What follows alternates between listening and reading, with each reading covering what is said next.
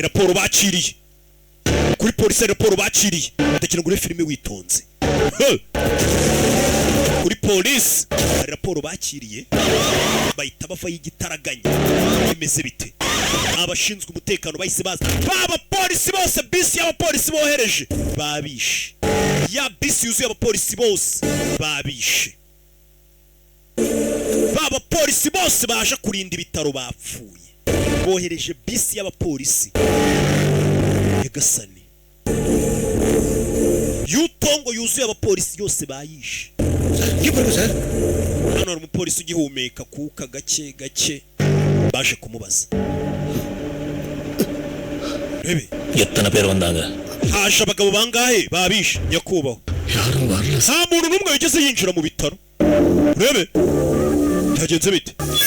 Barakwereka iminota 30 ishize wamwicanye ahubwo yaje gukanguka mu bitaro, wamugize wa nabi yaje gukanguka mu bitaro. Nta muntu ngo yigeze uza kumutabara. Akangutse asanga polisi yamuzengurutse, akangutse asanga polisi yamuzengurutse. Yakoze iki? Abona afite n'igisebe. Yakoze iki? Kandi muri shambare sare yarakangutse. Mubwira fande ko wa mugabo yakangutse, ajya guhamagara. Uyarababona bagiye guhamagara fande ko nakangutse. Fata urushinge mu ngoto. Nyagasani, mugabo Rebe, Nyagasani, wa mugabo ari wenyine, ari wenyine. Mugabo ni gatiki, mugabo batuma kuri misiyo ya miliyari 10 ari wenyine. Jya kuri polisi kura amenyo, polisi ayikura amenyo, nta mikino. Jya polisi aravunagura,